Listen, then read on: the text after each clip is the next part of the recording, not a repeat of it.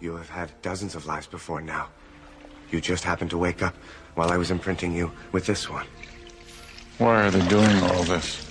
It is our capacity for individuality, our souls, that makes us different from them. They think they can find the human soul if they understand how our memories work.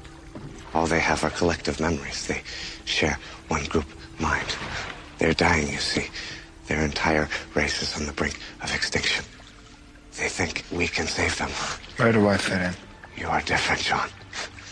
You resisted my attempt to imprint you.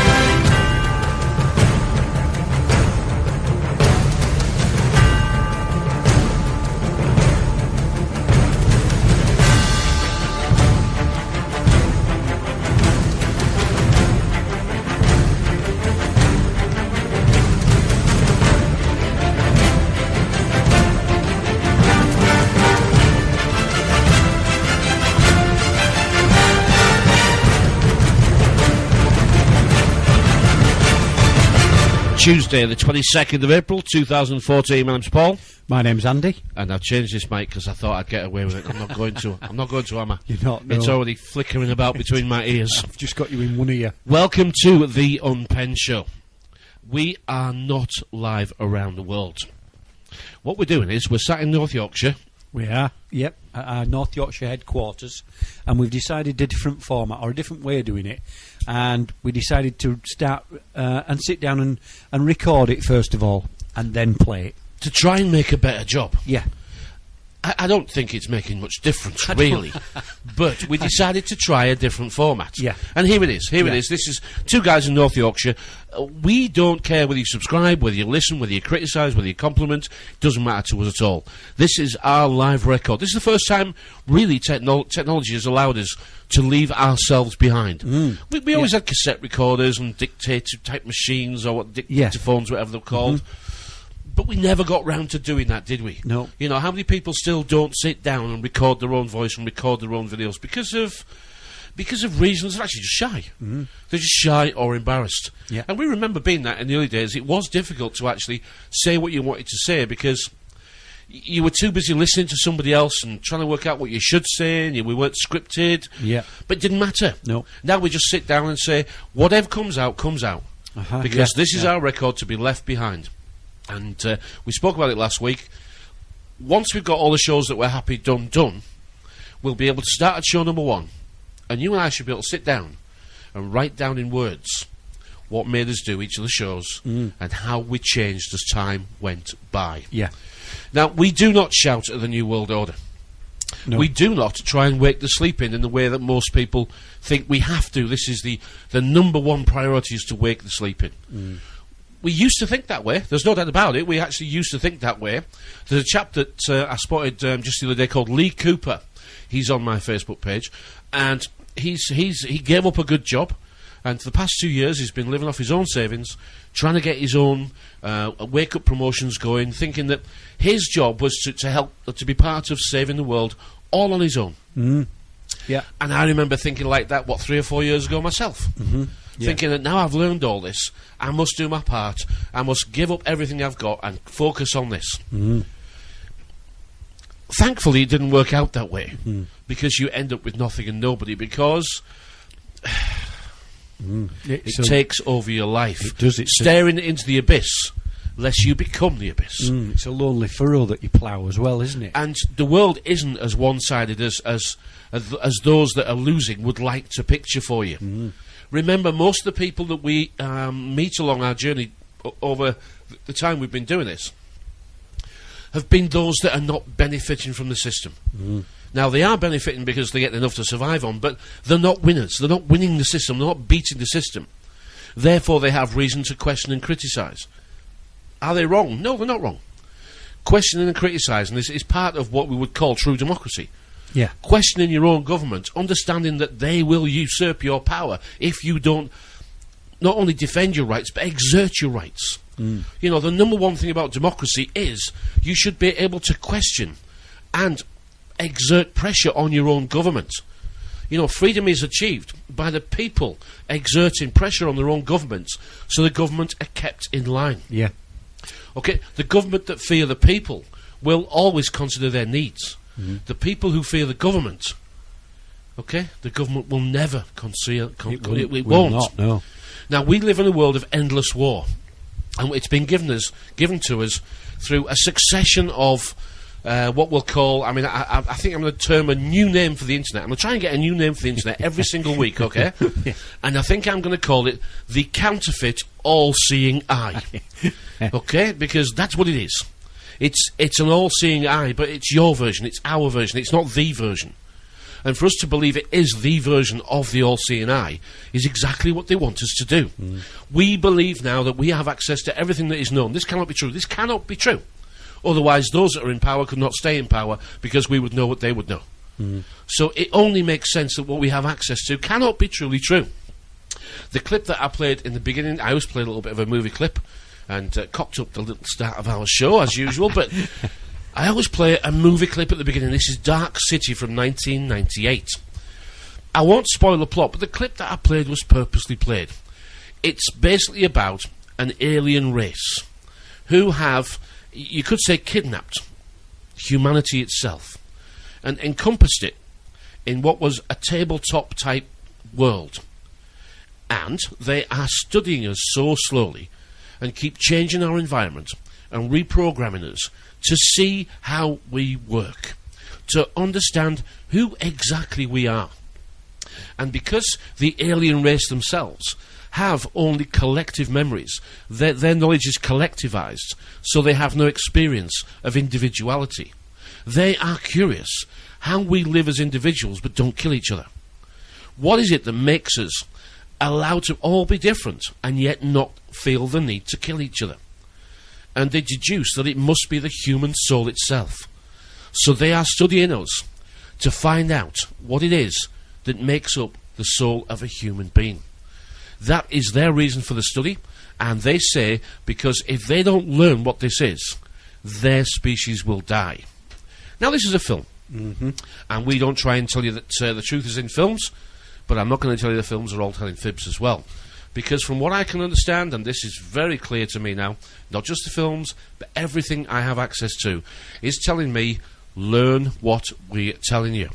Learn from what we want. You know, watch this and learn what it is you think you should know. Now, if you think aliens are coming and they're going to take us away, then that's what you're going to get from the film. But that's not, for me, what the film was trying to tell us. They have to tell us what we're going to do to manufacture the consent, so when the stories follow the films, we feel reality has been changed. Of course, it's nothing but a virtual reality, and the virtual reality we are being subjected to is a never-ending series of wars delivered by a medium, a fortune teller. Yeah. It's a medium fortune teller, the all-seeing eye that we think can deliver everything we need. Yeah. It's a spy who doesn't love us, and yet why do we believe it? These people have stayed in control for a long time, and they're at least 30 to 60 years ahead of us. How do we think we can understand with this way of thinking that we have a chance to think like they do? We don't. Why do we believe we're going to be more than we are? Why do we say, let's take our power back? Why do we say all these grandiose things? Why do we believe we're more than we are by saying it? It's not true. We're nothing more than what we are, no matter what we say. Because if we use the copycat system of preloaded answers and call it research, what do we think we're knowing of value that somebody doesn't already know and is using it against us? Yeah. This is ridiculous. What's an independent thought? It's one that you've made yourself that makes sense, that nobody else has thought of or told you. Well, how many of those have you had? Not many. Exactly. So this is... If one. This is where we get a little bit mixed up. Now, you can think things you want, but is it a thought and does it make sense? And does it fit in with what you understand? And does it have value? And when you share it, do people say, I see that too? We don't think in the way that we could and we should. We keep going back to see what the press gangs are going to do to us. Because these are press gangs. Look back in history. Read what press gangs were. They kept you down. They chained you up. They made you do their bidding and do their work. Yeah. That's what they did. They did, yeah. Welcome to our show. A little bit of an opening blast from me. I've had a day off today. I've been to the Media Museum, the National Media Museum in Bradford. Mm-hmm. I thought the kids would be back at school in Bradford. They're not back at school in Bradford, but they are back at school here in Ripon, so I went to Bradford thinking I was going to have... No, they were everywhere. But it was great for kids. In fact, the kids that were there were too young. They weren't of reading age, they were more of playing age and running around age. Oh, right, yeah, so, I'd thought... yeah, I felt that the kids that were there, the parents that had taken them, they were too young. They weren't at proper reading age. You know, all the information was at, you would say 4 foot, 4'6". Yeah. Well, the kids weren't 4'6". So they weren't really getting the museum as it was. But hopefully they'll get a taste for it and go back when they are 4'6" and taller. But I didn't see any of those kids really. I saw adults and little kids. And I found that a little strange. Yeah. Yeah, it's a museum. It's got everything that you expected. It's got every TV in. I remember it opening. The old video recorders and everything. Yeah, you used to have the IMAX cinema in there. The yep. curved screen came round you. And but there's nothing new, is there? 3D. But there's films, nothing Jaws, new here, is there? No. The actual... In fact, there is a poster in there. Is it a poster? Was it a photo? It was a photo of people queuing at a cinema, and I think it was Hebden Bridge. And it was a black and white photo, 1977-ish, 76, 77. And it was part of an exhibition by a black and white photographer. Apparently very, very well thought of and very, very successful and exhibited all over the world, not just in that one. And there was a picture of a queue to go into the cinema in Hebden Bridge for Jaws. It was. And my memory isn't working properly because the style of the people and the clothing and the way they looked in their hairstyles, if the Jaws advert had not been there, I'd have guessed 66, 67, 68, 69. Yeah, right. But it was actually 77. So our memories are subject to failure, aren't they? Because I thought it was 60s. I would have said it's 1960s. It was Hebden Bridge, and there was 1 or 2 flat caps, and there was 1 or 2 woolly hats from Mum. But the people in the queue as well were actually older than you would expect. What would you expect the age of the queue for Jaws to be? I would have said sort of 17, 18-year-olds. And do you know what? It wasn't. There was a couple of youngsters, but the photo included maybe 8, 9, 10, 11 people. Only 2 were youngsters. The rest were considerably older than 17, 18. And in the queue was 2 old boys, definitely the far side of 60, in the queue to watch Jaws. Was that one of the first things that we got in 3D? I think one of the first major films, wasn't it? Big films, yeah. There had been other films. They'd done films for TV before then. 3D came in the late 50s. You know, they were already doing 3D images. I mean, photography really moved on very quickly into what we call now pictures. But we used to call them the flickers. Remember we used to call them the flickers? And then they went to the flicks. Because they didn't flicker so much. And then because the flicker was eliminated, we actually got to the pictures. When you sit in a cinema, a modern day cinema today, it isn't actually any different in the way that it works than it was as to how it was built. Because what they have in a cinema is a projector at the back, isn't it? And it's a projector, it's just a light, isn't it? And then the film is actually reeling in front of it. Yeah. Yeah. And the light shines through the film and into a lens. And that lens is focused, so the distance it has to project is clear onto the screen. But for reasons of physics that I don't fully understand, when you project a picture, it flips, doesn't it? Yeah. It actually flips, so when it goes from the light to the film to the lens, it's upside down. Yeah. Yeah, they project it upside down. They have to project it upside down, so the lens flips it. Yeah. Why does the lens flip it? Yeah, it's to do with the curve in the lens. I realise that. Yeah. But we've got a convex lens. Yeah. So it bends it the other way. Well, what I've just described in the modern day cinema still works to some extent today, exactly like that. I know in modern DVDs and that sort of thing it's been changed slightly, but think of the old-fashioned cinemas that aren't still also old-fashioned. Then look outside your window and see that big yellow ball in the sky, and then see the film that is everything on the outside of your window. and then think of the method that it's been delivered to you, which is the big yellow ball is projecting through the film that's in front of you into the lens that's in your eye, which actually the picture that's going to be projected is flipped in your head and projected at the back of your head. So when you see a cinema that I've described, it's an exact replica of what already existed. Mm-hmm.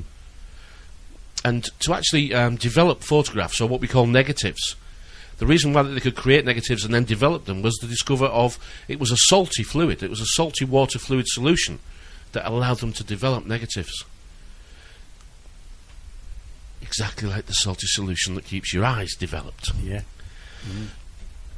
Is it not true, Your Honour, that everything appears to suggest that on this wonderful blue planet, everything we have is in the process of, or will eventually be counterfeited for what will be deemed to be a better system of control by those that wish to become gods? Yeah. Mm. And is it not true, Your Honour, that although you and I sit here and have claimed that this is the most exciting time to live, we wouldn't have chosen a better time because it's such a challenge and so exciting? We've gone over the hill, and now our downward journey, we're trying to make sense and value of it. And it's not that we enjoy the down, but we're a lot wiser going down than we were going up. Yeah.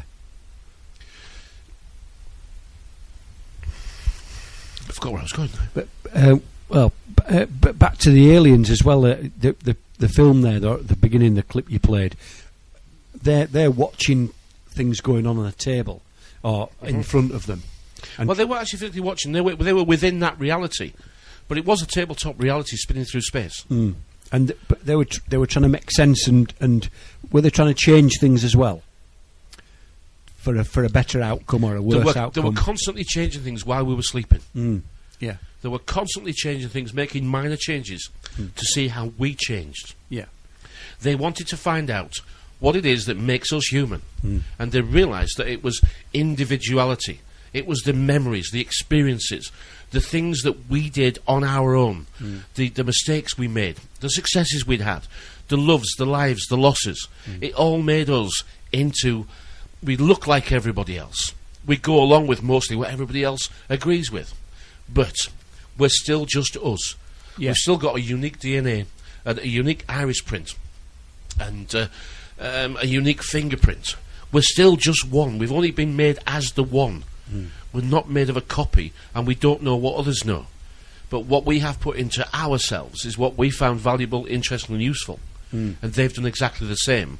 And that's what allows us to do business together, to trade, to entertain, to educate and enlighten, because you know something I don't know, and maybe I know something you don't know, and maybe we'll enjoy finding out what that is.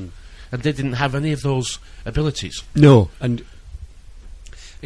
is that a bit like how government look at us now, that they're trying to control everything that we're doing, but have no connection to us anyway, but give an account of it version that they do know that what we're like, but they don't know what we're like at all. I can go along with that, because I think they hate us, and I think we've got enough evidence out there that they certainly don't love us. I think without going as far as hate, they don't love us, and they probably never have loved us, because we still can go and do and say what we want. All right, we've been told to be nervous and paranoid about a control system. Well, this has happened before. The entire German population thought that they were under scrutiny. The entire German population thought that records and files and things were being held on about them in secret. But the truth is, only 10% were actually being watched at any given time. And the files were incomplete on nearly everybody. Yeah. They were only keeping files on people of interest. Now, we know they have the technology to do a lot more than that. And I'm not naive or stupid enough to think that everything I'm saying and doing that is put into this matrix is not probably being ultimately diverted to a hard drive with my blooming name on. Maybe not my own particular hard drive, but a place in the matrix that's designed for everything I'm doing to be put in. Yeah. You know, if you watch a film called Eagle Eye, that's a brilliant film to show you from 2008. That's a brilliant film to show you that this is what they want to create. They want to create all the machines always on all the time, and the machines must be able to talk to each other, and they must actually be able to communicate so they can interact with each other. But going back to the politicians, I think there's no doubt about they don't love us, because they are not creators. No. We are the creators. Yeah. Every book you ever read, I'll challenge you to find me a higher percentage of the people who made differences in this world, the people who brought ideas, who brought different ways, the people who challenged everything that the system was and was supporting. They didn't go to university. They didn't study a life of degrees. They took chances. They tried outrageous experiments. It was those people that actually make a difference to the world, which is why they have to take over education. One, to make more of themselves, so they always maintain what it is that they have in the level of control. But the second is to identify that very thing, that very spark of creation that those that don't want to go through the school system may well have. It just has to be found. That it is us that create, not them. Yeah. They are the parasites. The word politics, many people know the word politics, can be translated as many ticks, blood-sucking parasites. It's not called politics by mistake. It's not them saying, we've told you we're called politics, or this is politics and we're politicians. It's because that's what they are. We've always had chance to challenge them. And the reason why the name politician has survived such a long time is because the system cannot do anything about it if we challenge them. But they do everything they can to make sure that we don't challenge them. Yeah, they've worn us down over time, haven't It's the languor, the weak age. Yeah. They've got us. They've actually managed to close the gate behind us. And this is the future that we've got coming. We're actually going to live in gated communities. We're going to be able to move about, but we must ask permission. In the city I live, we've got a north, a south, an east and a west gate. And those gates were closed. You couldn't move around freely after a certain time. Well, that's what they're trying to do with the kids, isn't it? They're trying to say that you don't need to drive at night time. They'll try every which way they can to maintain and improve their control upon us. Yeah. You tell me you can see in a politician, you can see love and compassion and empathy. You can see how they look comfortable holding hands with children, and how they look comfortable putting their arms around old ladies, and how they look comfortable visiting very ill people in hospital. You find me one that looks comfortable, and you can't. You're not having Princess Diana. Oh no. No, you're not having any of the other royals. No, you find me a politician that looks good doing that. They don't bloody want to, because that's not who they are. They've been made for purpose, just like we're being told we've been made for purpose. We look around us and we see people in formation, and they're not like me and you. And they confirm it for us, because they say, you're not like people I meet with. You're not like with folks I normally talk to. So it's not me claiming I'm different. They openly say, you're a bit different, you, aren't you? And they're a bit bloody suspicious, aren't they? How many well-to-do, well-educated people do you know? Because you get to work in their houses. They can't cook, they can't clean, they can't wash, they can't iron, they can't bloody make a list, they can't change a plug, they can't find the oil sump in their bloody cars, right? But they're bloody good at something. Yeah. Because they give up everything. They give up everything of the wider vision, the peripherals, to focus on the very one thing. The politicians, I claim, and will still claim, this is a suitable career for somebody who's useless for nothing. Because they actually cannot say their own words. They cannot say their own words. They cannot speak to who they want to. I'm sure their wives, I'm sure at the next level up, it's who you marry that's more important about whether you love them. This is keeping it in the family. This is marrying into different bloodlines. This is the way hierarchy is maintained and control is improved upon and expanded. Yeah. You don't marry below yourself. The target is to marry up the scale. Read about the Masons. That's what the Masons do. You join the Masons at the basic level here. The chances of you getting past the basic level are very, very slim. You'll be stuck at level 1, 2, 3 on your local community, but should you marry into another Mason's families, you learn that connection, it won't allow you to elevate, but it may allow your offspring to elevate.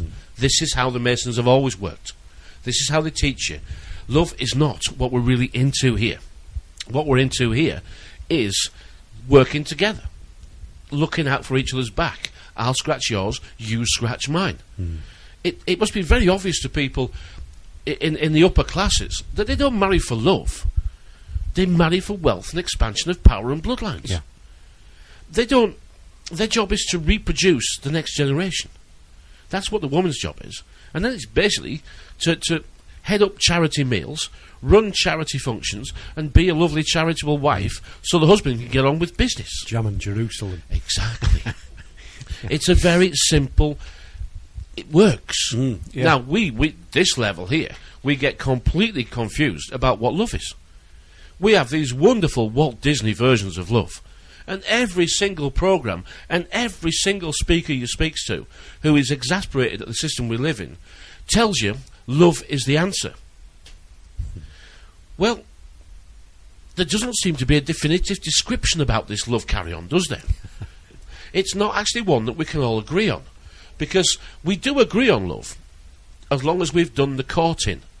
And the courting is the terms and conditions about which we'll give it. Mm-hmm. But you can't give it. You can't give it. You can't give love.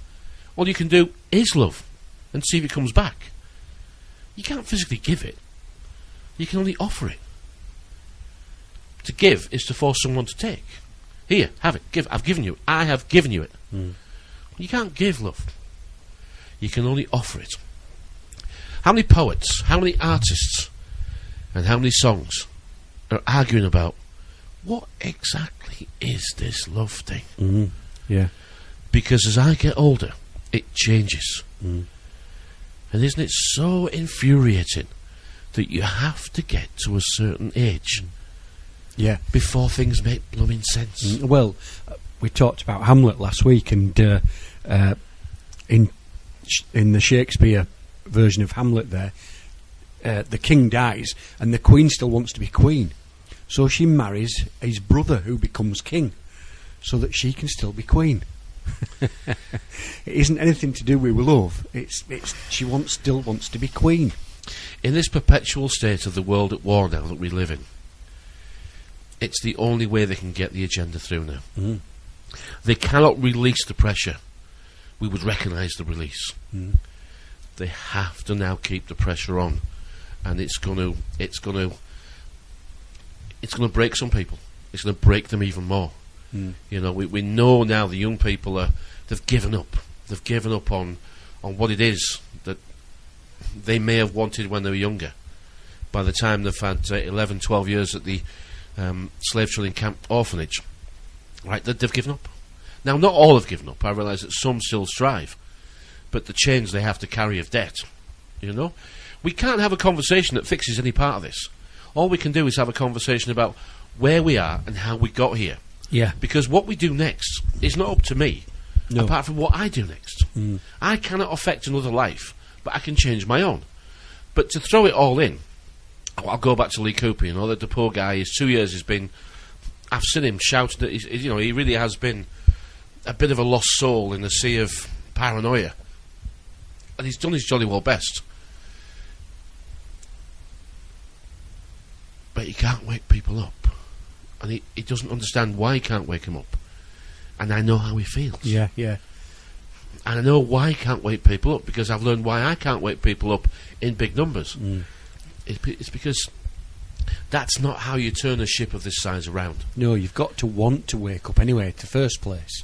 You do have to some extent have an open mind. There's got to be something that triggers that. There's got to be a catalyst that makes you think in a different way. Do you remember we were saying, why can't we wake up doctors and dentists and nurses and lawyers and solicitors? And a lot of those proclaim to know what's going on. Well, they say, I know all this, and I've said it to me, but it's all a game, you know, you've still got to play the game. Are they wrong?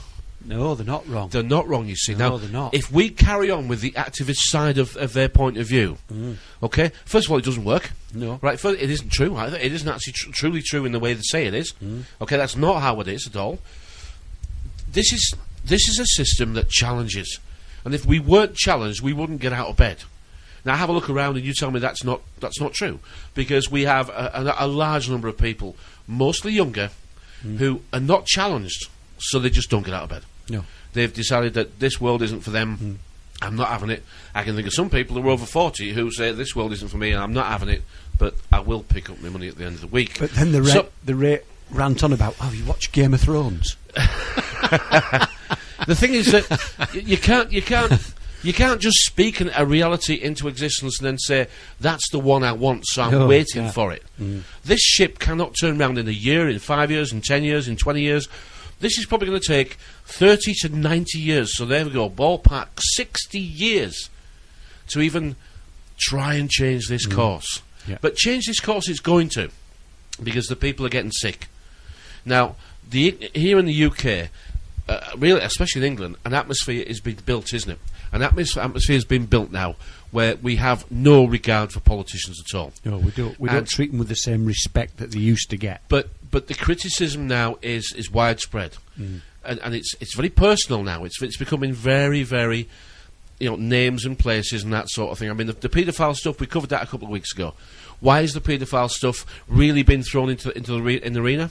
There's lots of reasons, but one of the ones perhaps we didn't mention as much as we should have done was that all the paedophile stories we have are of dead stories.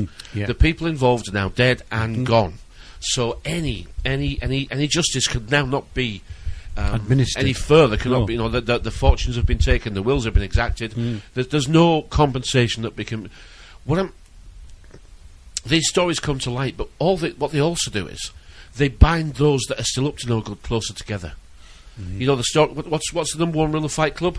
What goes on in Fight Club stays in Fight Club. That's the number one rule, and you bind them closer together. You can do what you want in your secret little club, but you must not talk about it outside. This is how you got in. This is how you get away with things. This is how you're allowed to do things. But you mustn't break the contract of discretion and secrecy. Now, there are some rumours out there of people who did. The Jill Dando case is a very high profile one. Yeah. It was suspected that she had something to share. And others. Who knows about Peaches Geldof? The Geldofs have got a checkered history, haven't they? Dr. David Kelly. Exactly. The list goes on, doesn't it? And let's hope Bill Maloney can keep himself safe, because he's a fearless crusader. He is, yeah.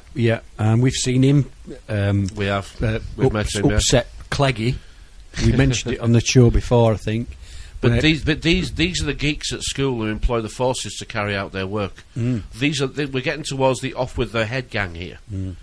These people are just very close now to they actually do walk. Do they walk on red carpets yet? I think they probably do, don't they? And they've got the flags playing. They've got the flags all over. Then do they walk into trumpets?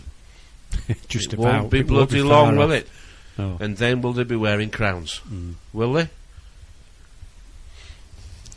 That's where history says. Capes. That's where history says is going to happen if we don't. Persistence is the key here. Persistence, not giving up. It doesn't matter. You can't stop one. You can't stop someone who just keeps coming. It just doesn't matter if they just keep coming. This is not a physical game, and it's probably never going to turn into a physical game for us. If the system thinks it can't get away with it, it will back away. Yeah. Because they know the ultimate, the retribution that we will exact, given chance. And I know some people might be listening and might be saying, I've listened to what you're saying, and you're saying you can't change things. There's nothing we can change. And but we have election every 4 years. You look at past governments, they've only ever had or stayed in power for 10. I think Margaret Thatcher was longest. Did she do 13 years? And they had to get rid of her because she wasn't for turning. She wasn't for going. Well, I think they had to get rid of her. She had to go. Yeah, but we can argue about how they got rid of her, but we can't argue that they didn't get rid of her. They didn't. Didn't they give them the poison chalice? They did, the poll tax. Yeah. And she basically doubled and trebled. She did. And the poll tax. And she thought it was the right way. And for some people it was. My neighbour, it reduced her outgoings phenomenally. And she was a pensioner living on her own. But for us living next door with children, it made ours unaffordable. But anyway, we're going over things. What I was trying to say was, These politicians only have a short career span. All right, yes, they've done the grassroots things like we've seen them doing in local council. Who knows doing what they things have for to charity do and all this kind of thing. We only get to elect them. We can't bloody select them. Exactly. We That's can't what I was just going to say. These are the grassroots gallop. I mean, I know two in Ripon here. I know two. They've been working grassroots for a long time. One's an MBE, and he still can't get the Conservative ticket. He still can't get the ticket. But by God, he's older than me, and he's not giving up. He's not giving up. But they brought somebody in from down south to represent this area for the Tories. What do they call him? Can't remember his name even. Justin. You asked Justin something, isn't it? Just not in. He doesn't reply to emails anyway. No, we asked him to come on the show and have a chat with us about what about your new constituency and all. No, he didn't even. Does anybody actually know if MPs do hold open house meetings? Because I don't think they do. No, it's a load of rubbish. Think they do. I mean, the MPs in this country now, I don't think any of them are comfortable walking down the street without bodyguards. No. Or there's a pre-prescribed photo shoot. Yeah, but look. I mean, think about that. How honourable and proud are you that you worried that people are going to actually physically abuse or attack you because they know that you're up to no good, and if it's not you that's up to no good, you're turning a blooming blind eye, so you're complicit to those that you know are up to no good, and you're in the gang. So if you're in the gang, are you wanting promotion, or are you going to speak out? And if you're not speaking out, you must want promotion. You see? You know, people talk about George Galloway. I mean, I listened to a little bit of an interview with him just the other day, maybe yesterday. You know, George Galloway, do I know him? No. I don't. Do I know what most people are thinking now? What's coming to most people's heads? It's that Big Brother thing, isn't it? Right, it's that celebrity. But it's... Listen to what he is. Well, I remember seeing pictures of him smoking cigars with Saddam Hussein. But all you saw was a picture. Yeah, that's all I saw. You know, forget the guy. Listen to the content. All right. You know, if you want to learn, you'll only do it by discernment. Okay, you won't do it by other people's opinions. You won't do it any way than what you've learned and what fits with you. Yeah. And to think somebody else knows and thinks like you do is silly. It's not going to work like that. No. They've made us all individuals. That's individual. So you're one split into two. But the idea is that you put yourself back together, give yourself some value, find yourself a partner, and then put the two back into one. Because that's the marriage. Well, the last thing they want is to be happily married and form a strong family unit and bring back community and actually stand together and say, these problems all over the world, why am I suffering? I live here and we've got the opportunity to provide a good life for ourselves. Why are you taking it off us again? Why are you sending it all over the world? Why are you killing our young people in a war that we suspect is just to make rich people richer? Why are we killing brown people anyway? If brown people are the enemy, why are the borders wide open? Yeah, why do illegal immigrants, that we call them illegal immigrants, why do we still let them in? Okay, then we give them refuge, then we give them the paperwork, then we house them, and then we give them a driving licence. Yeah. Why do we do that? Why do we advertise UK jobs in foreign countries like Romania and Estonia? Why do we advertise UK jobs in those two countries and not advertise them here in the UK? Then why do we offer travelling expenses to those people in those countries to come and apply for them? And then don't offer travelling expenses. They just had a lady on Radio 4 who lives in County Durham, and they were asking her to travel to Darlington to go on a course that she'd already done. But she had to, I think it was £15 return on the bus. She didn't have the £15 return. So for the bus, because she'd not got any money, but they said you've got to spend your money to claim it back. But she said, I haven't got the money to spend to go on the course. But then they turned around to us, if you don't go on the course, we're going to stop your benefits. But she said, I can't afford to go on the course. I can't go. I've no money. But so you're in a catch-22 then, like you say, offering money to Estonians to come over. That lady didn't have somebody to lend her £15. No. Now, I don't know her, but maybe she should have had. Maybe she should, or maybe she didn't want to borrow. Maybe she... I know what borrowing's got me into. Needs must. I know. Needs must. But why couldn't they put it on in her town? Because the computer says no. I know, yeah. It's weeks like this that make me glad that I'm no longer in politics, you know, because, I mean, I remember... Do you know, I think everyone feels the same way.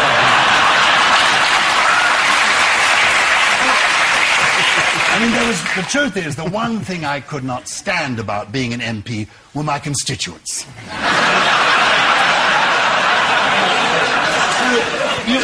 You may loathe members of Parliament, but it is as nothing as to how we feel about you.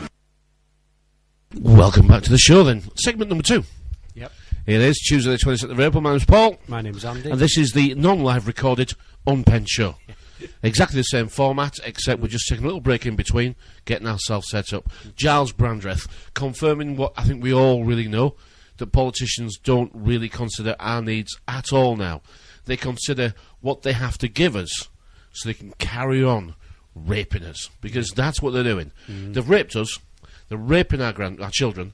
They're raping our grandchildren, and there's going to be there is nothing left. No. We're now running on, well, not running on fumes, but running on just made-up bits of credit. Yeah. And every time, people who say the national debt can be paid down, this is rubbish. You can't pay debt with debt, and all we've got in circulation is debt.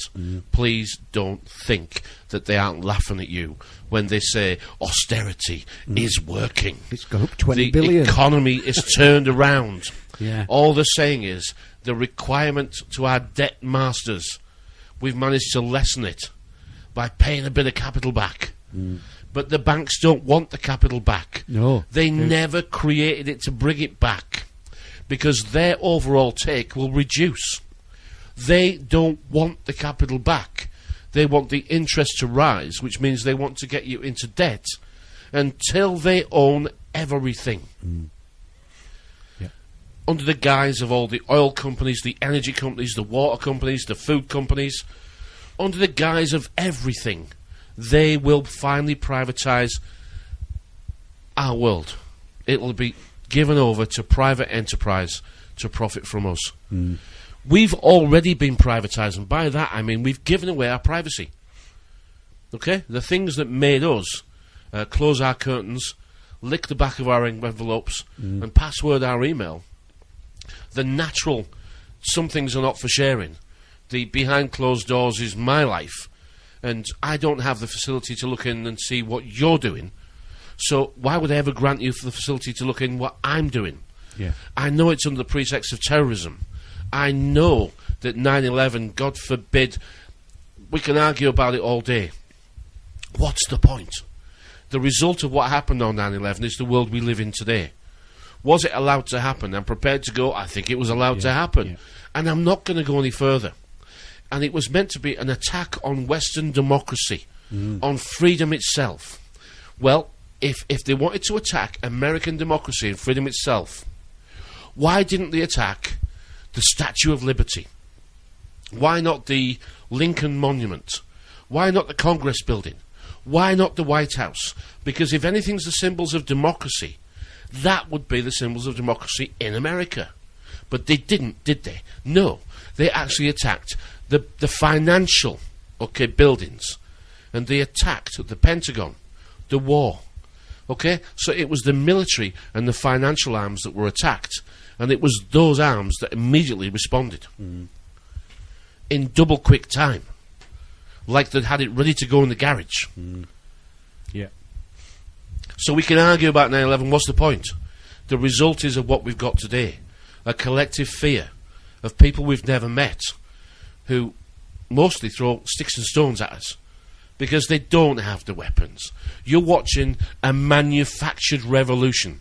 You're watching a revolution that they've said they don't care if it takes 100 years to achieve. They will get to where they want to go, which is total control. Yeah. And that is the aim of everything. And they will get there unless we wake up and keep speaking like this. Persistence is the key. The tortoise and the hare. We will make a difference, but maybe not in this lifetime, which is why we record this. Yeah, it is, yeah. We record this because we can look back and maybe we can write something of importance in the future. But other than this, if we didn't record this, we wouldn't have anything to look back on. Because our journey is the same as the revolution that we're actually living through. If you hear people waiting for a revolution to start, if you tell them that it's going to be a revolution of love, it's not going to work like that. You can love and hug and kiss all you like, but the fight is still going on. And the fight is on information. It's for your mind. It's for how you think, and what you do about what you think. That's the fight. That's what we're in. That's what we're involved in. The hugging trees and taking drugs and that sort of stuff. Knock yourself out. All right? Knock your bloody self out. Because that's what it's designed to do. It's designed to disguise the fact that you don't really want to fight, please. I don't really want to fight. I don't think fighting is going to be the way forward. This is an intellectual fight. This is a war for your bloody mind. This is to escape from the prison that you can't feel, you can't see, but you do feel. This is a can't concentrate camp, an open air control system. This is where the police are your next door neighbours. Both sides. The police are the school teachers. The police is the guy who works for the council. Yeah. The police is the guy that's retired from the army. Because we're building an authoritarian state. And the government is leading the way, but the people are Pied Piper following. They are judgmental on everybody else. The people who've got nothing at the bottom, you've lost. You've lost a game you didn't want to play. Well, if you didn't want to play, don't be surprised you've lost. Now, at the moment, you've got enough to survive on. Do what you want with that. But don't try and change the game if you're not playing. You can't change it if you're not playing. Well, we can think of a better system. We'll go and get it started. If it's popular enough, you'll take over the world. Yeah. But this system's in control. And this is the one, this is the world champion, this is the heavyweight that you have to face. It exists. For us to refuse and to acknowledge its existence, for us to think that we can just build another system and be done with this one, it's a lovely thought. It's not going to work, right? We don't have the power, and because the system itself employs more than half the people, right? More than half the people. The books that I read frustrate me nowadays because they're clearly written by people who are in the system. Yeah. I cannot find enough books to enjoy about the other side of how this could work.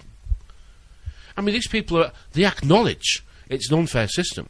They acknowledge that they're allowed to preach a very self-righteous approach because they're winning. You know, they're actually winning this battle. They're doing okay, thank you very much. And they say, well, it's not my fault you're struggling, because they don't understand the system either. This is brilliant compartmentalisation. It is the train carriages like a train is dragging you along. And you're stuck in one carriage, but you want to go forwards. You want to try and get promoted to the next carriage. It's like a bloody football league. Okay? The biggest teams have the biggest crowds, have the most money, the most sponsorship, and win the most fights. Yeah. Right? Well, that's what we're up against. You know, this is the Liverpools, the Chelseas, the Manchester Cities of the world are running the darn place. And they have access to the banks. Not these football teams, but the analogy is getting a little bit screwed now. They have access to the banks to buy whatever they need. Yeah. So did Zuckerberg invent Facebook? Doesn't matter. Doesn't matter. It's now been hijacked and used as a spy. It's a psychological profiler. Look at Twitter. Look at MySpace. Look at YouTube. You know, the library for lazy people, because you don't have to bloody read. What we've got is what we like and what we use. And they know who we are. You know, how can they be so smart? How do they never lose? It's because we're domesticated. The game's rigged and we don't know how to play. Yeah. We always lose because we're rubbish at playing. We won't learn the rules. And the rules are you have to challenge the players themselves. Please invent your own game of Snap, but it's not going to win a game of Monopoly, because it's not the same thing. We say we have no money. How can we fight? We have no money. We have the ability to use the internet, so we have enough. We have enough persistence. Persistence and resistance. That's all we've got. So don't get uptight about it. Don't get upset about it. And don't shout at people who don't get what you're doing. Ask yourself why you can't transmit it properly. I'm not a recruitment expert. I'm not building my defences here by hundreds and thousands of people. But it is changing. It is changing. The mood of people coming in is changing for sure. They know that this is not going to work out well. but they don't know what to say about it, they don't know what to do about it, and they don't know where to go to find out what to do about it. Over the years in the chip shop that I have 3 phone calls every week from the same guys. The same 3 guys phone me on the same days every week to ask me for an order and to have a little chat. And when I first started, I remember 5 or 6 years ago now, when I first started to discover how much trouble we were really in, I remember being quite unpleasant to these guys. You know, it was if like they should listen to me. You know, I had something important that they should listen to, and I challenged them. And looking back, I was quite rude. In fact, I was quite unpleasant, really. And because they have to phone me, you know, they still kept phoning me, although they probably thought, this guy's absolutely nuts. You know, I mean, listen to this phone call. Are you ringing this week? I'm not ringing him. He just... looking back, I made the right mistake of myself. But I made good on it by apologising eventually. But the guys, the one thing that I want to show here is that I was pretty rude on the phone to the guys, but they didn't hang up on me, and they rang next week. Now, myself, I'd have said, you're not speaking to me like that. You know, I don't want to do business with you. This is the voice of a raving lunatic, which is perhaps a little overplaying it, but I don't think I was very pleasant to them. But they didn't. They kept ringing. They needed your business though as well. That's what I mean. That's what I mean. Yeah. That's what I'd have said. Look, fella, if you carry on talking like this, we're not doing business. Now, if you want some good prices for me, if you want me to do good business with you, you're going to have to give that language a break. You're going to have to save that for somebody who wants to hear it. I'm here to try and sell you what you want at the price you're happy paying. Now, pack it in speaking like that. But they didn't. They didn't. But they should have done. See what I mean by that? They jolly well should have done. We live in control systems, and I've heard people arguing, and I mean arguing, about isms. Did you ever know what these isms were before we started studying this stuff properly? Did you actually know what they were? I was a socialist, but I didn't understand what it meant. But you thought you did? But I thought I did, yeah. I thought it was for the better good for everybody. I thought I was doing this for everybody, not just for me, but what an idiot I was. Yeah. Soon learned that it was just another contract sold to you to get the masses involved. So have we figured now what ism really is?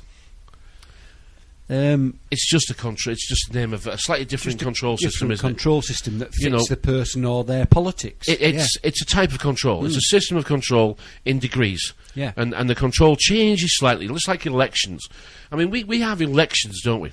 But we don't have selections. No, we have to choose from previously selected. Yeah, previously selected candidates. We get to elect. Yeah, that's all. That's all. In other words, we get to choose which liar we like best. Yeah. Okay?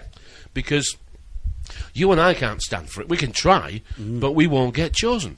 We'd have to stand as independent. And the same old mantra comes out every single time, doesn't it? Why bother voting for independence? It's taking a vote away from the main parties, which means the one that we think's going to win has got a better chance of winning because you're taking away a vote from what could be their obvious opposition. Yeah. In other words, they frighten you to actually vote independent. Well, if you look at that, that's why there was only the Conservative or Liberal. And they invented the Labour Party. It only is a two-party system, isn't it? Yeah. It only is a two-party system. It really is, yeah. We've got two lesser parties. And, I remember a few months ago now, you and I chatted about Nigel Farage. And you were saying, UKIP if you want to, but I'm not falling for it. I'm staying away. Yeah, I'm not falling for it. And I said to you, let's see how this works out. Yeah. Let's see how this works out. And I can definitely detect now a space being made for UKIP to slot right into, can't you? Certainly there can, is. yeah. It really is being made for him. And the other parties are starting to get a little bit nervous because they're making up all sorts of things about him. Yeah. You know, they really are starting to... You take the flak when you're actually, actually affecting the opposition. Yeah. They can actually see you. They actually know that you're there. And he's taking some flak now. So I can see that whether you like it or not, UKIP are starting to try and fill that vacuum, aren't they? Mm-hmm. Yeah. You know, the vacuum that is where, who do we vote for? They're all the same. The floating voter. Exactly. Well, sinking as it might be, because that's the intention.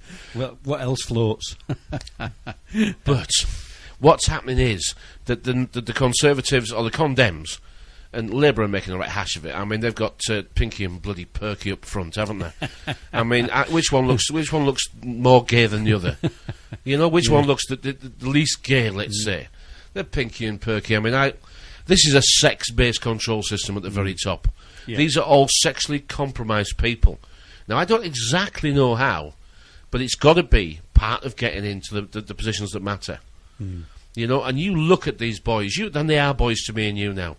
Look at Osborne, look at Clegg, look at Cameron, look at Haig, look at Gove, look at the Miliband's. Look at them closely. What do you see? I see scared little boys. Yeah.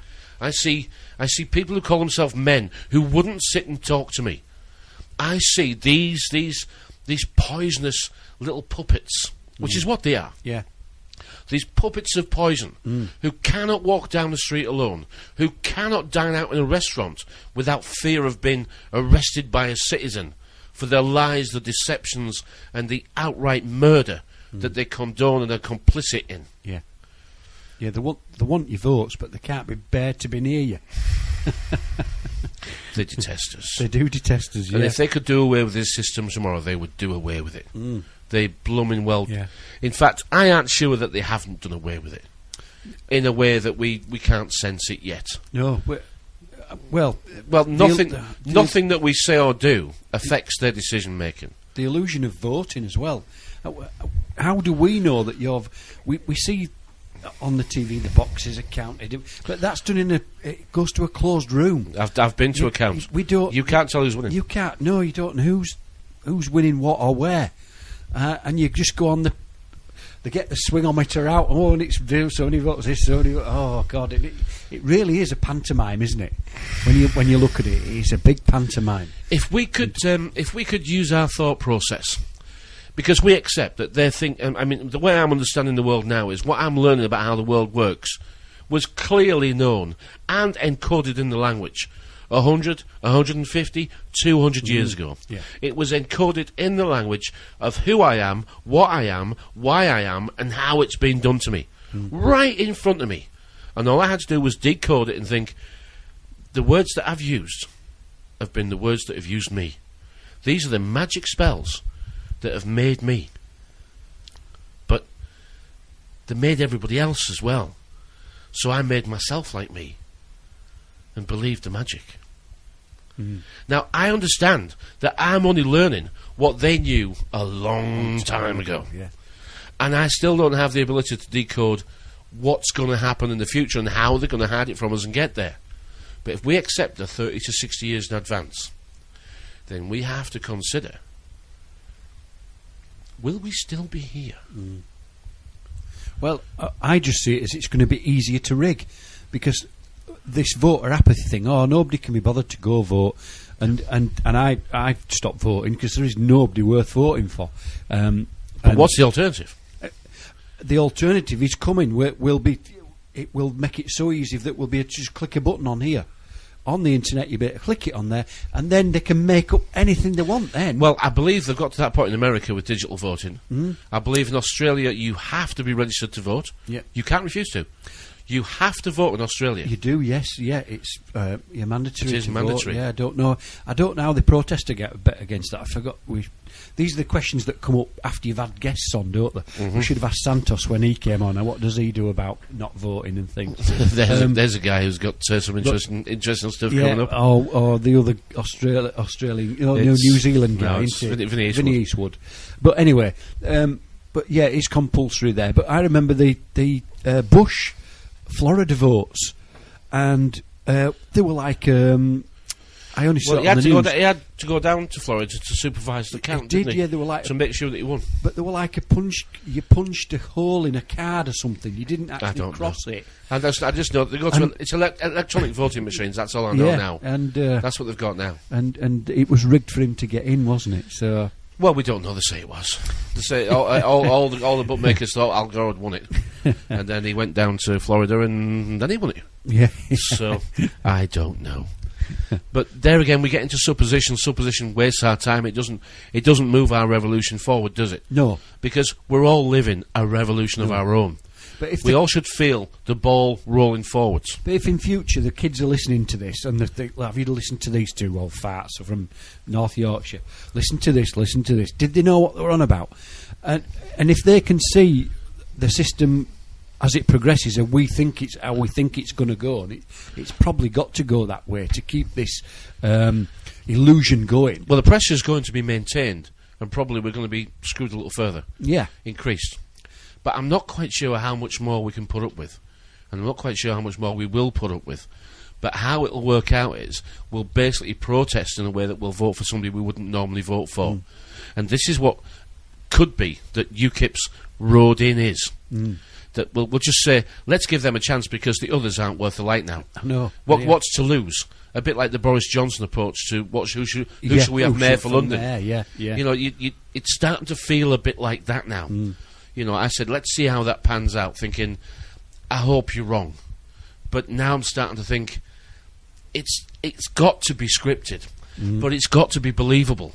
And even a sceptic and critic like me it was hoping that Farage and his gang would give us something. Yeah. And he's doing his best. But Yeah. for most people's ears, it's too far right, isn't it? It's too far to the right. It's too sensational. You know, I mean, you can't say that Europe has never, ever, well, not never, ever, but maybe 17, 18, 19, 20 years, whatever it is now, they refuse to submit for audit their accounts. They will not tell you where the money goes. No. They cannot be removed from office because they're not elected in. It's a closed club of a dictatorship. Yeah. You know, it is the most powerful assembly of countries, and what you call concentrated power is in Europe. But it's in Belgium, isn't it? That's where the European Parliament is. And Yeah. England has always had a closer relationship with Belgium than it has had with France. We liberated Belgium first in the Second World War before we got to France. the English and the French have never really got on. But we've had a thing with Belgium. Who do we get on with? Just ask yourself, who likes us around the world? Who likes the English around the world? Or at least the impression that is English. I mean, I've been on holiday a few times, and people are pleasantly surprised that we're actually okay people. Especially when you go to the East. They're like, oh, maybe not too bad after all. Maybe we're not sublime different, you know? Maybe we do have something in common, and we do have something in common. We do. We all just want the same things. But that's not enough. It's not enough. We have to want more, otherwise they'll steal it off us. We want to go along, get along, be who we want to be, and enjoy being it. Well, that is fluffy, unrealistic, and Walt Disney. Of course it's not. It should never be too much to ask. But that's not the way this... You would figure out you didn't need a system then, wouldn't you? You would figure out... What do they do all day? Exactly. What on earth is it they do what again? What are they doing again? Yeah. They play the role of mummy and daddy and do nothing except steal my pocket money. Because it's not my pocket money, they steal my money. They treat me like a child, but send me out to work. We would figure out that we don't need them. And that's the last thing that they can allow to happen. So they have to engineer every circumstance, utilise every crisis to their advantage, and I think we would be fools to imagine that what we see on the all-seeing eye called the internet is reality itself. Because the revolution is being created, and we're watching it and commentating on it, and the all-seeing eye is feeding us what we believe to be true, and we have no idea. No, in this, as you've said before, in this fascination. It's a fascination, exactly. That's exactly what it is. Yeah. Going back to the isms, we've got them up there on Facebook. You put it on your Facebook. Right, okay, let's go back to them. There's a couple on there that are quite funny. Get your mic a bit closer. You're talking over the top of your mic, my friend. I like to hear you. Right, okay, then you go first. well- you go first. Let's describe socialism I'll first. go with my Because this is on my... Yeah, this is I used to be a socialist worker. What an idiot I Go on then. was. Go on then. Socialism. You have 2 cows, you give one to your neighbour. But that's not too bad, is it? You know, your neighbour doesn't give anything back, like. It doesn't. No, that No, I'm no, going to say. no, Where's the... There's no sharing. No, You just give them it. yeah, the All right? neighbour benefited there. It's called equality. Yeah. All right? Yeah. And it's so you're all poor. It should say, you have 2 cows, you give one to your neighbour, but only you milk them. It doesn't know. We'll come to that. So communism's next. Okay. Now communism is you still have the same 2 cows, but the state takes both and gives you some of the milk. All right. So that's communism. Now we recognise that though. yeah. We recognise it. In the farming community, in the vassal feudal system that we used to live in, you know, they didn't. It was socialism, wasn't it? It was a socialist type setup. Yeah. That you have. It's a diluted communism. Well, you have the field, but they just come and basically take a share off you. Yeah. You know, it's share and share alike. You share with me, and I'll take it. It was like sharing. What film was it in where we were counting out the proceeds, and one of them, 1 for you, 1 for me, 1 for you, 1, 2 for me, 1 for you, 1, 2, 3 for me. Well, if we go on to fascism again, these are good little funny descriptions, but they're actually pretty much close enough. Fascism. Yeah, this is where you have 2 cows. The state takes both and sells you some milk. That's where we're at. That's where we're at. yeah. Okay. Now they've taken the electric, they've taken the gas, they've taken the water. Yeah. Now they're going to take the police and the schools and the NHS Yeah. and the fire stations. Right? Yeah. They're going to take them and privatise all them. These are things that we funded, that belong to the infrastructure that we maintain, Yeah. and we pay the salaries, and we pay the pensions, and they're going to take them off us, and we're going to make us pay again. Yeah. Because the insurance companies are now going to insure against fire and theft and damage. Yeah. And the police, and once they're privatised, we're going to be paying, right, we're going to be paying the wages of the revenue raisers because they're going to be privatised. Yeah. Private companies are interested in... Money. That's all they're interested in. Okay, that's all they're bothered about. So the taxpayers will be paying the salaries of the private revenue company, and we'll be paying the bonuses because they'll sit us down and say, okay, let's have a look and see who we have here. We have access to everything you've ever done, everything you've ever been and said, all the things you've been up to. Let's go back and let's find out just how many offences you have committed so we can total up a bill for you. Because that's what they're going to do. They will retrospectively go back and decide whether you've committed an offence and how much you owe them. And I'm sure that I'll be as guilty as everybody else, and they'll selectively enforce it to people whose bank accounts they've checked first so they can come and send you a bill. What's you find, yeah. Yeah.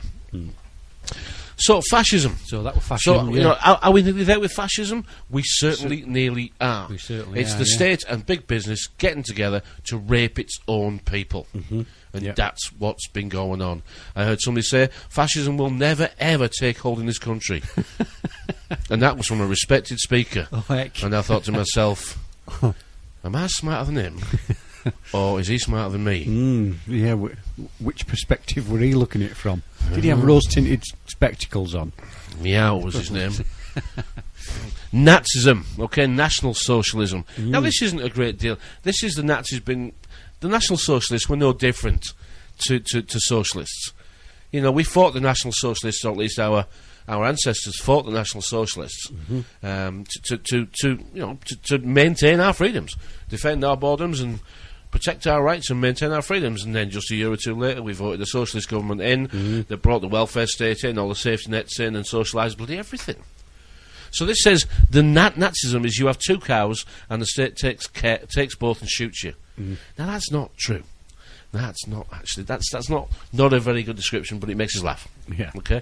It makes us laugh in a way that it's meant to be a funny post. This, but it's only funny in short bursts. It's not really that funny. Right. You do it. This bureaucratism. This is a new one. Yeah. You have 2 cows, the state takes both, shoots one, milks the other, and then throws the milk away. In other words, they're trying to say that the state it's just a waste That's of your money. think tank version. Well, isn't it? we've got steering committees and think tanks. Yes. And have a little think about that. You put 2 fish in a tank and one says to the other, can you drive this thing? Have a little think about that. You know, 2 fish in a tank throwing shells at each other. You know, it's not so far away from it, really, is it? Not really. If we knew the wordplay and the fun they have and the actual entertainment they have watching us making the most basic of mistakes, this is their entertainment, although it does get a little nasty because they enjoy the suffering as well. They actually enjoy the suffering. You know, a cat with a mouse is really how you can describe it. They sort of enjoy it because they see us a bit like we see the chicken from KFC. They don't feel anything. We don't feel anything when we eat the chicken from KFC or the beef burger from wherever. We don't feel for that animal's welfare and how we got to it. We don't care for that animal's welfare and how we got to it. But they see us as cattle. The word chattel is just human cattle. That's its reference. And we say, but we're not cattle. But the language, they're higher-minded thinking. You know, I had a conversation today. Why is an iron called an iron?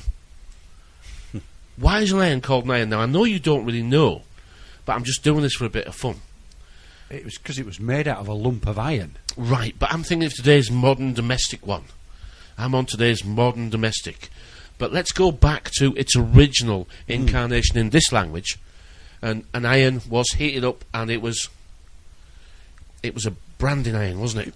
Right. It was basically. It was primarily its first use that we can think of iron where it was heated up. Yeah. It was heated up, and it was used as a branding iron to brand cattle. Yeah. So the word brand iron is what I'm taking with me here. Right. Yeah. Now, when we go forward to 2014, and we have in our hand our iron, what are we doing? We're ironing branded clothing and then putting it on. Yeah. You see? Of course. So it's just a branding iron. It's the same thing as it always was. It's just a higher-minded thinking. And people might say, "Oh, you just make these things fit." Well, I'm sorry you don't get it, but I'm not here to teach you that. I'm not here to teach you anything. Listen and learn, or don't worry about it. But don't blame me because you don't get it. Don't get upset because you haven't figured it out yet. Don't get upset that you think there's another way. You go and find it. You go and prove me wrong. I want to be wrong. It's the way I learn. It's the only way I learn, is making an absolute arse of myself, falling flat on my face, being embarrassed. Because the bigger you can embarrass me and make me fall, the bigger lesson I'll learn to make sure it never happens again. Thinking you're right is a guaranteed way to go wrong. So please, prove me wrong. But don't tell me I'm wrong. Prove me wrong. So bureaucratism, which takes a bit of saying. Traditional capitalism. You have 2 cows, you sell one and buy a bull. You herd multiples and the economy grows. You sell them and retire on the income. You see, there's traditional capitalism. That's true. You should be able to keep the fruit of your labours. Yeah. Yeah? The skills that you've learned. You should be able to keep the reward and spend it as you see fit. Yeah. That's traditional capitalism. It is, yeah. But the Robin Hood system comes in, where apparently Robin Hood's great. We all love Robin Hood. He robs from the rich and gives to the poor. And when you're watching it and you're working, you've never figured out it's you. It's you he's robbing from. Exactly. Yeah. It's you. Now, I haven't read all these. What we got here? I like the Royal Bank of Scotland. You have that one then, because I haven't read that one. This is Royal Bank of Scotland, venture capitalism. You have 2 cows, you sell 3 of them to your publicly listed company using letters of credit opened by your brother-in-law at the bank, then execute a debt equity swap with an associated general offer so that you get all of 4 cows back with a tax exemption. For 5 cows, the milk rights off the 6 cows are transferred via an intermediary to a Cayman Island company secretly owned by the majority of shareholders, who sells the rights to all 7 cows back to your So you're always selling more than you've got. The annual report says the company owns 8 cows with an option on 1 more. You sell 1 cow to buy a new president of the United States, leaving you with 9 cows. No balance sheet provided with the release. The public then buys your bull. I like that line. You sell 1 cow to buy a new president of the United States. Yeah. Brilliant, that. I think Max Kaiser must have wrote that. It is the crazy world of money that we don't understand, but we have to live in. Yeah. You know, this is a crazy paper money chase. And anybody who says we don't need money, good luck for them.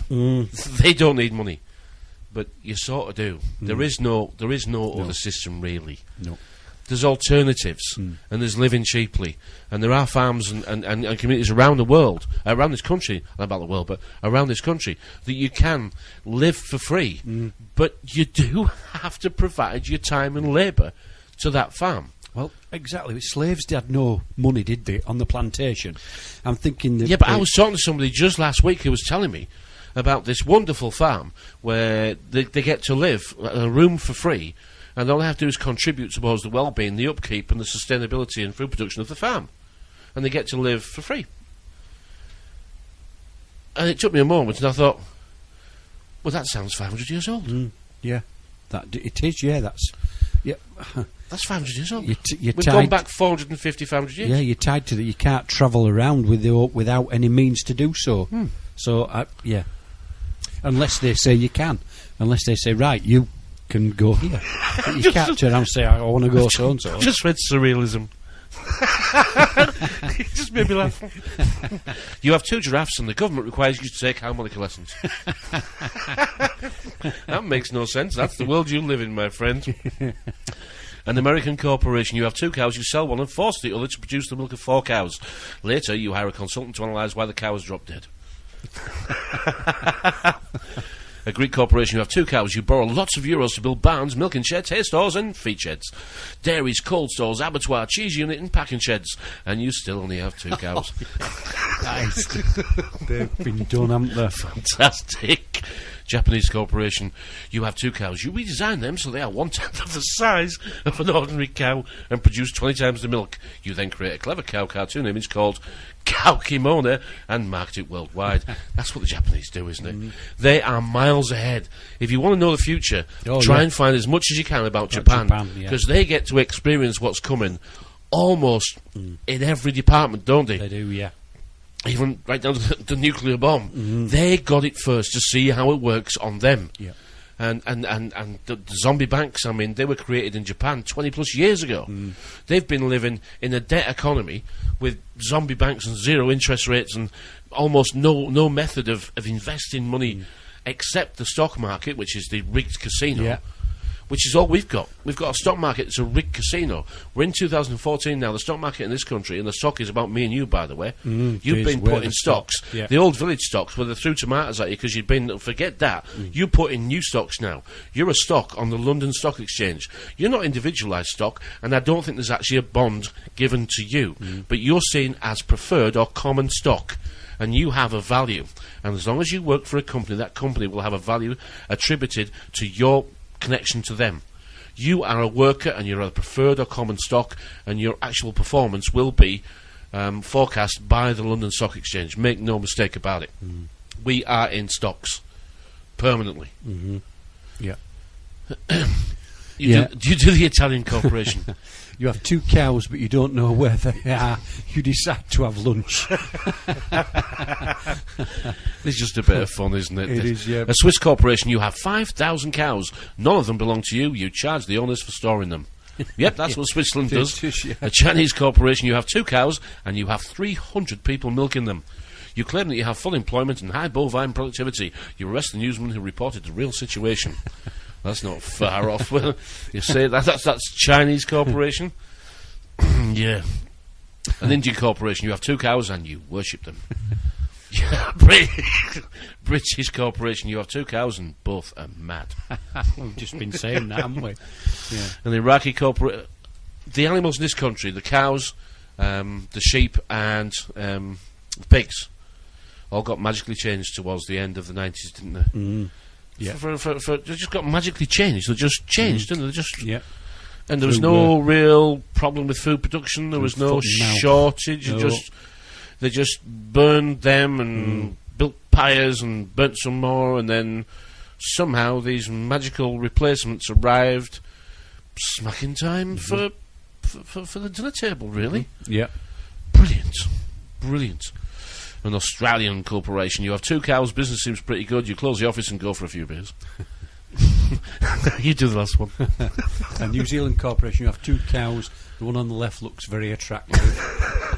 We could say that about Wales, couldn't we? If we got into trouble. Why we get into trouble? We've forgotten about telling jokes, haven't we? You know what I mean? We've forgotten how to tell jokes, I think, don't you? I think so, yeah. Right. Here's the answer to your problems. Dr. Utopia's sensational new discovery, ISM. ISM will cure any ailment of the body politic. It's terrific. It's tremendous. Once you swallow the contents of this bottle, you'll have the bountiful benefit of higher wages, shorter hours, and security. Enormous profits, no strikes. Remember, you're the big boss. Government control, no worry about votes. Name your own salary. Bigger crops, lower costs. Why, ISM even makes the weather perfect every day. And now then, because we are introducing this amazing item for the first time in this country, it isn't going to cost you 1 cent. All you have to do is sign this little scrap of paper, and you get your bottle absolutely free. I hereby turn over to ISM Incorporated everything I have, including my freedom and the freedom of my children and my children's children, in return for which said ISM promises to take care of me forever. And that is the con that we've been contracted into. And the word contract, we've done this a long time ago, but our language is a little crazy for those that can't decode it. The word contract means on one level, to make smaller. Okay, and a contract we know in law is meant to be negotiated term and condition between 2 living beings. So, make sure that when you're out there and your signature is the only thing of value you have and everything they need to enact upon you. So, if it says agreement, scribble it out. Insert the word contract and then start changing the terms and conditions and put all rights reserved at the bottom and say not valid without a second signature. So you've filled the paperwork in. That's my advice. Because if you contract without reading the terms and conditions, and by God you never have, okay, you're acting against yourself because that's how they're written. So you contract. You act in your own worse interests. How many documents have you read the terms and conditions on? Well, I know most people will say, not many. I read the terms and conditions on the document, was it last week? Yeah. Okay, I read the terms and conditions on the document last week. I was actually signing what was named a contract, an agreement. It had the word contract, it had the word agreement, and it had the word sales order. So I had all the... I didn't know what it was called. So, I actually took the terms and conditions, read through them, and made a few changes. I made 3 changes to the terms and conditions. I totally refused to accept 1 and changed 2 so that the terms and conditions were equal in regard to my rights. The salesman at the time was absolutely horrified. He didn't know what to do. He actually said to me, I can't do that, we're going to do it this way. And I said, I'm reading your terms and conditions, I've got your contract here, fella. In this contract it says, if this distance is less than, you will do it. Well, sometimes we don't. I said, you're just making this up as you go along. He said, well, sometimes I do. That's what he said, isn't it? He said, I've got to... Yeah. What was his word? Poetic license. Poetic license. I've got poetic license. I said, you haven't. You haven't got poetic license.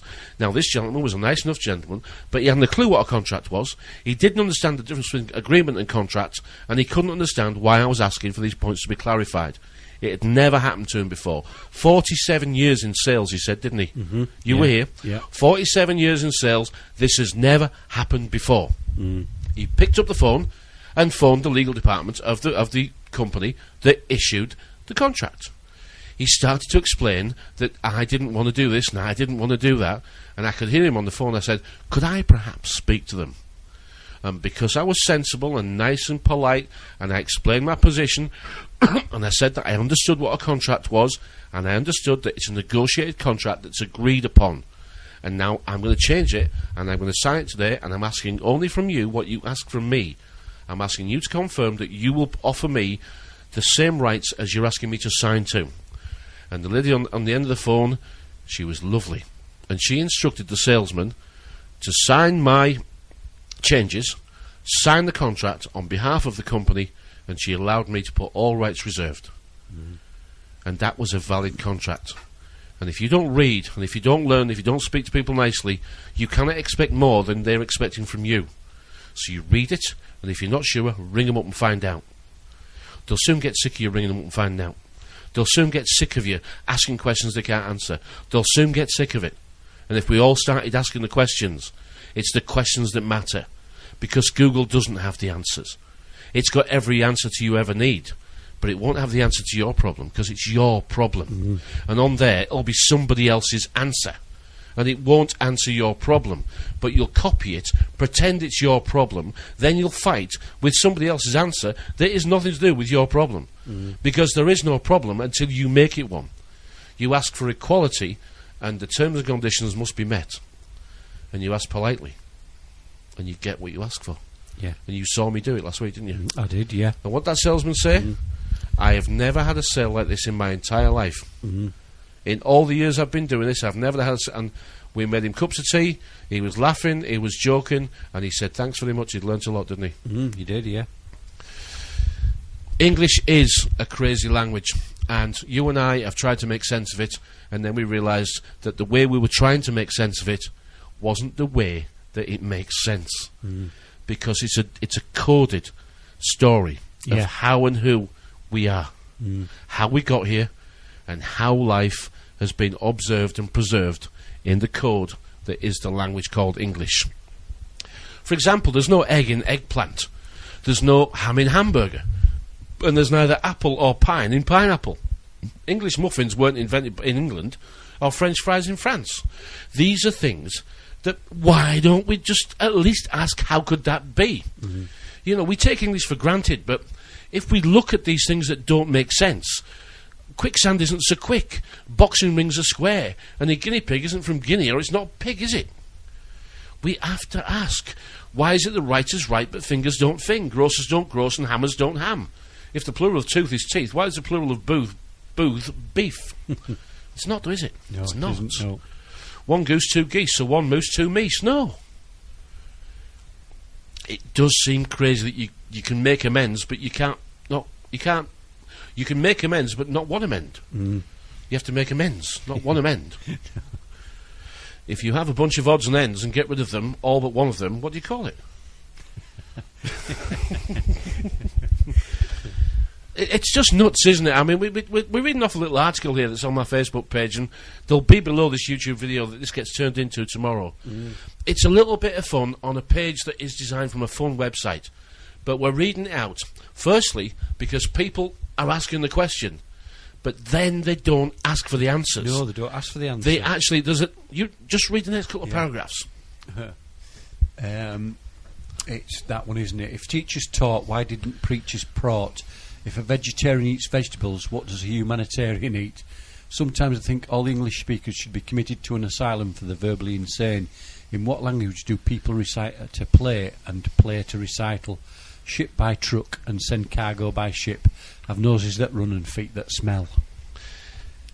But it's good fun because it's pointing out the differences. Comedians have been doing this for a long time. You know, how can a slim chance and a fat chance be the same? While a wise man and a wise guy are opposites. You have to marvel at the unique lunacy of this language, in which your house can burn up as it burns down, in which you fill in a form by filling it out, and in which in turn the alarm goes off by going on. You see, it's this actually. These three lines here at the bottom of this article shows how lost we are, because it says English was invented by people, not computers. That's mostly true. Observation, preservation. Everything we see, we had to work out a way of recording it. Okay, we tried to work out how do we describe it so people can, and it was always like, it looks like, sounds like, smells like, feels like. Well, selfies made it into the dictionary, hasn't it? We said that last week. But what we always try to do is to find something that resembles what it is we want to describe, then liken it to it, and then eventually a word takes hold that likens itself to it. So this is true. English was invented by people, not computers, and it reflects the creativity of the human race. But this is where it goes wrong, which, of course, is not a race at all. Yes, it is. It is a race. It is a race. It is. We've talked about the human race, yeah. That is why, it says here, that is why when the stars are out, they are visible. But when the lights are out, they're invisible. The stars and the lights are the counterfeits. You know, we are watching the next generation of A Story in the Stars from the nighttime sky that was controlled by Set. They, before Coronation Street, you know, BC, before Corrie, the churches, the religions of the world over were basically duplicating the story of following the stars in the nighttime television of Set. Yeah. And now we're following the stars in the counterfeit television of Set. It's the same thing. Heaven has been brought onto earth. And now we're actually following the same story, enhanced, superseded, sophisticated, and we still don't believe it. Even the people who are activists, even the people who've got open minds, they still don't believe how simple it is, because it's too simple. And yet this decode has allowed us to understand so much without any help from anybody else. Yeah. And we've not made any of it up. We just looked at the words. We just looked at the words that were making us go round and round and round. And we know the word sword, and we know the word words. And it's the same thing, different control method. Sword is to rule by force. Yeah.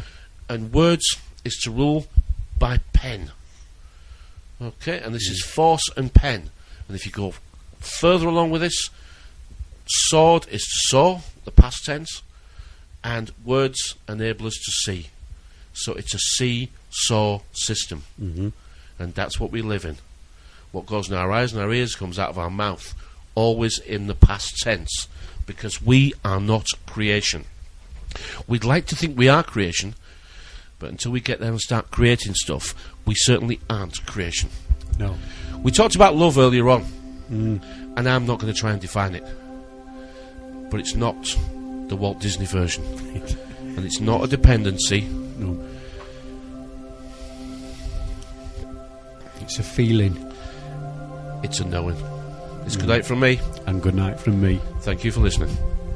Whenever I get gloomy with the state of the world, I think about the arrivals gate at Heathrow Airport. General opinion's starting to make out that we live in a world of hatred and greed. But I don't see that. Seems to me that love is everywhere. Often it's not particularly dignified or newsworthy, but it's always there. Fathers and sons, mothers and daughters, husbands and wives, boyfriends, girlfriends, old friends.